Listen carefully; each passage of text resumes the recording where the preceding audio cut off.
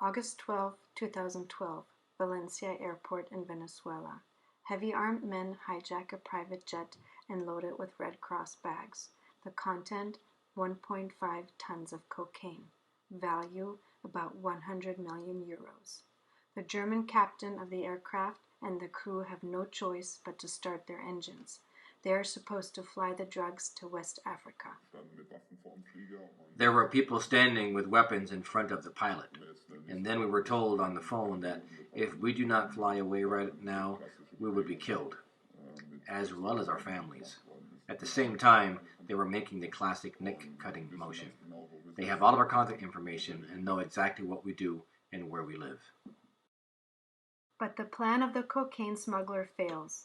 The pilots sound the alarm when they learn that their families are safe via radio communication. They go off course and land on Gran Canaria. This starts an international investigation. Frontal 21 reported about the cocaine flight 9H FED a year ago. Now, further research insights shine light into the mechanisms of international drug trafficking. As investigators reconstruct the event, one thing is quickly established. The only passenger on board must have been privy to plans of the drug gangsters. Even to the pilots, the lady appeared suspicious. The customer apologized 1,000 times, acted as if she had been aware of nothing, but in the same breath then says, yes, but if we fly away, then nothing will happen to us. And she would guarantee that. That simply shows that she played a double game. The name of the passenger, Rima T. She had lured the German pilot into a trap. Rima T. now sits in a Beirut prison. U.S. investigators are also investigating in the case of the cocaine flight. We go to Los Angeles, have an appointment with a witness of the FBI. He wants to remain anonymous. The man tells us of a call during the night of the hijacking, a cry for help. The whole thing started in the early morning hours of August 12, 2012, as a good friend called me, who brokers private flight services. He was in a panic because of this flight. People were being kidnapped. It was a shocking incident. He said that pilots were forced at gunpoint to take off. It was a very serious conversation. It was a very serious conversation. The witness is credible. He reported details that so far have only been seen in the investigation files. Numerous facts match up, even the date of the kidnapping, August 12, 2012.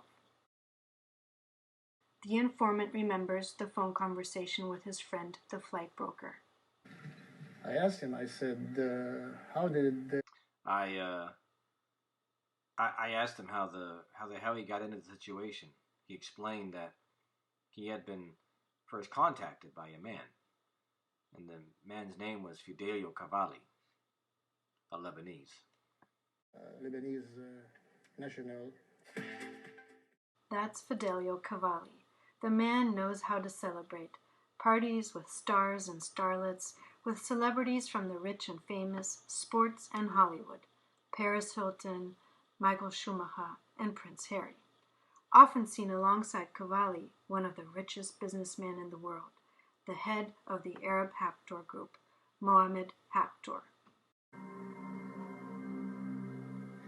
The witness of the FBI says, actually, he's a businessman himself and knows the Haptor business group well.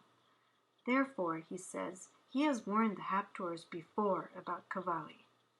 But what followed was not a thank you, but instead threatening calls from Cavalli, the Haptor protege. You son of a bitch. You've achieved nothing with your warnings. I'll finish you. You and your family. Just wait till our path crosses. Then I'll take you out. The FBI can kiss my ass. Meanwhile, the witness provided his phone message recordings over to his lawyer.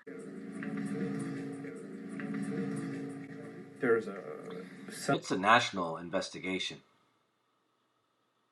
The FBI has conducted interviews with witnesses. I think there is a larger investigation here, and quite frankly, it is less about the specific threats against my client, but even more so what had happened on this plane that had the drugs transported. Plane that was involved in this charter ended up carrying drugs. Mohamed Haptour and his protege Cavalli deny involvement in the cocaine deal. One thing is certain, a U.S. court has allowed a lawsuit against Cavalli for the threatening calls. Frontal 21 has also seen additional files from this investigation.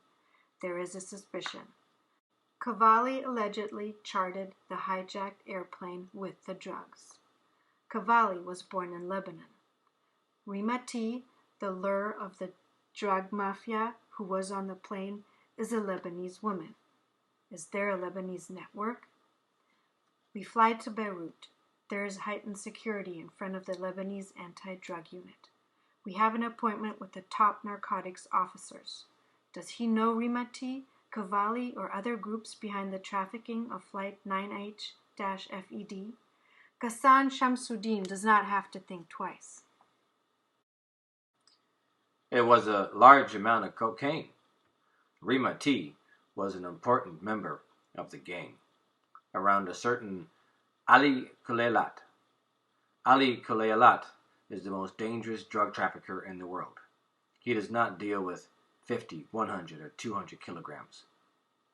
With all the operations where Kuleilat is involved, it comes to tons.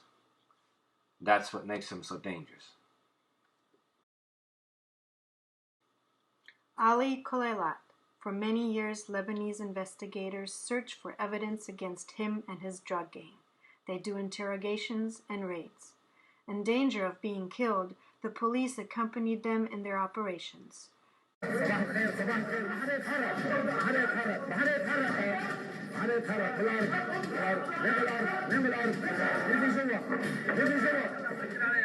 Drug enforcement in Lebanon is reminiscent of the anti-terrorist operations.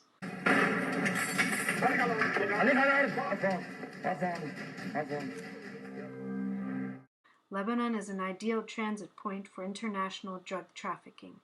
The proximity to Europe, the war in neighboring Syria, and a desolate state. There is a lack of money and political support in the drug fight. The investigators are filled with frustration and resignation.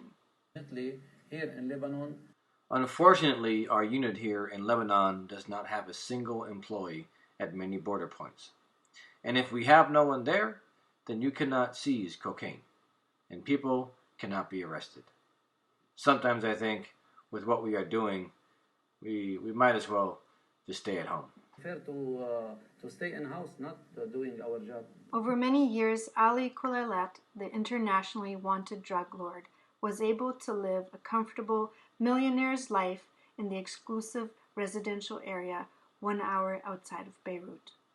Only when he traveled to Brussels last year, investigators were able to nab him. Meanwhile, Kuleilat was extradited to the U.S. Investigators ultimately found a trail to Germany, to car dealers in the Ruhr region, a terrible suspicion. Court records show that the brother of Ali Kuleilat, Yehia Kuleilat, was the managing director of a car dealership in Essen. Investigators believe that this company washed drug money into the millions. Yehia Kuleilat, like his brother now, is in custody. The Essen lawyer Niels Holtkamp knows of similar cases in which he represented the defender. He is convinced that the Lebanese cocaine mafia is washing their drug money through the German used car market. Why we can easily launder money with cars in the Ruhr area or in Germany is quite simple. In my opinion, because the Federal Republic of Germany is the most populous country in Europe, and also a very rich country. That is, there are simply many vehicles that are always in circulation. Then it is less suspicious when a couple of hundred pieces are moved to launder drug money. Drugs worth several million euros, possibly washed through car dealers in Germany. The clean money then flows over elusive accounts back to Central and South America, investigators say, to the cartels who provide the drugs. The pilot will never forget the hijacking of Flight 9H-FED in Venezuela. He and his family now live with new identities. They are fearful of the revenge of the cartel.